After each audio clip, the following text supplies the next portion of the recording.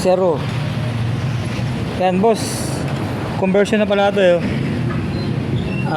Hindi na gumagana yung ano niya, primary. Pinutol na. Bali dalawa na linya nito.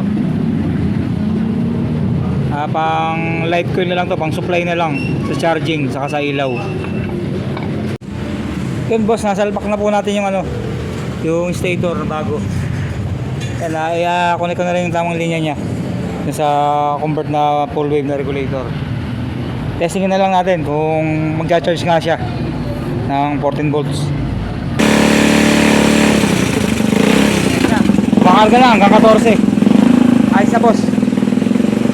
Solve na ang problema nyo.